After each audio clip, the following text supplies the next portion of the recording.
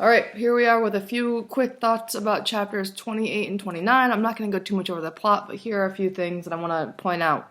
First, at the bottom of 185, we have Mary Jane, who is really worried about her former slaves, which is weird and ironic that she was okay owning someone, but there was enough compassion in her to be sad that they were separated. So maybe watch for that. Again, as a woman, she would have been someone who was a little slightly less than like a white man, and yet she's one of the ones who's like caring deeply about other people. Not deeply enough to, not own slaves, but deeply enough that she's very, very sad that they were going to be separated from their families. Stuff like that matters. We have on page 186, Huck, his lie is falling apart, partially because it's not his, partially because he doesn't agree with it, partially because it's a terrible lie that they're like swindling these girls. And so, as you maybe found out as you were reading, he comes clean to Mary Jane. One interesting thought that I wanted to point out is about halfway down 186. I reckon a body that ups and tells the truth when he is in a tight place is taking considerable many risks, though I ain't had no experience. Then goes on to say, here's a case where I'm blessed if it don't look to me like the truth is better and actually safer than a lie. Which is the first time I've heard Huck talk like that. So again, there's been a lot of lying in this book, so keeping track of that. On the bottom of 187, again, we have Huck thinking of Jim. So read that chunk over. We're not going to go over the plot, but again, here's Huck starting to think about Jim, right? He cares about Jim. He doesn't want anything bad to happen to Jim. He's covering for him, and telling a mini little lie there, because he doesn't want to tell anyone that Jim exists, because he doesn't want him to go back to slavery, which again, he's still not sure why he doesn't want that, if it's right or wrong, but he cares for Jim. You see Huck's lies on 188 and 189 getting better as he's helping Mary Jane come up with a plan. And why are his lies suddenly better? I think because he feels deep down like he's doing the right thing, right? He's going to help these girls get their money back. He's going to try to get away with Jim. And so suddenly he's a much better liar, which is beautiful. He thinks through a lot of important details. Even on page 189, we start to see, or 191, compassion at the very top of 191. It made my eyes water a little to remember her crying there all by herself in the night, and them devils laying there right under her own roof, shaming her and robbing her. Think back to Huck from the beginning of the book. I cannot imagine him crying out of compassion for someone else. So we see moments where he's growing and changing, but then still, he doesn't believe in himself. I don't think the Huck views himself as a good person. As he's saying goodbye to Mary Jane on page 191, a little bit down there, she says, I'll pray for you, and she was gone. Pray for me. I reckon if she knowed me, she would take a job that was more nearer her size. So here's Huck saying, basically, I'm not worth praying for me is too much work, I'm a bad person.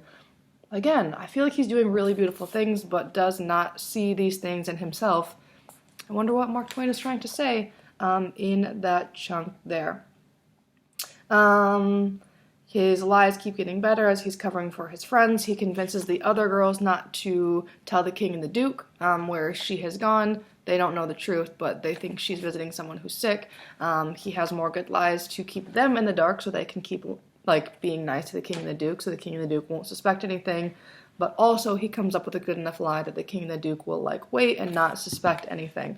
So on 192, 193, we have more beautiful lies from Huck, except for then on 194, again, he still doesn't see that he's doing the right thing. He doesn't super believe in himself. A little bit below halfway, he says, I judged I had done it pretty neat. I reckon Tom Sawyer couldn't have done it no neater himself. Of course, he would have thrown more style into it, but I can't do that very handy not being brung up to it. So again, Huck is comparing himself to Tom, but I think Huck is better than Tom, right? And I think that a lot of times Tom's style, just like the King and the Duke style, ends up taking advantage of people or manipulating people or is just unnecessary.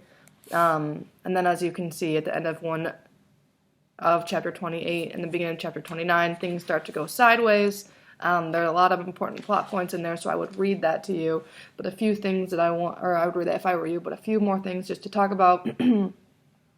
On the very bottom of page 198, after some more bad lies from Huck, because again, now he's lying for the king and the duke for a bad purpose, and he's suddenly bad at lying, and people are like, yeah, he's not English, this is really obvious. The bottom of page 198, the king and the duke, and then these two new gentlemen who have shown up are telling stories back and forth and trying to prove that they are who they say they are, and Huck says, anybody but a lot of prejudiced chuckleheads would have seen that the old gentleman was spinning truth while the other one lies. So saying, like, it's clear these other guys are telling the truth. It's clear that the king and the duke are lying. Why do people not realize this? Because people are prejudiced chuckleheads. Again, and again and again and again, we have groups of people believing or doing what is easier or more convenient or what doesn't require them to think.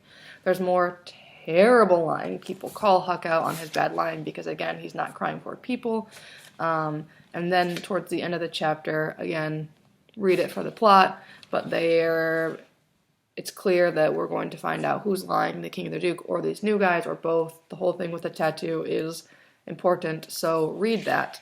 But in the midst of all of this stuff, Huck runs away, and the last thing that I want to point out on page 204 was slightly over halfway down the page, Huck gets to Jim, and it says this: Jim let out and was coming for me with both arms spread. He was so full of joy. And then goes on, Huck falls in the water because he's an idiot. Jim fishes me out and was going to hug me and bless me and so on. He was so glad I was back. And we was shut of the king and the duke. Again, we have Jim caring deeply and obviously for Huck, right, in a way that I think is changing Huck, and I think in a way that is not what people would have expected. So, Jim loves Huck. Huck loves Jim. Let's keep watching how that changes them.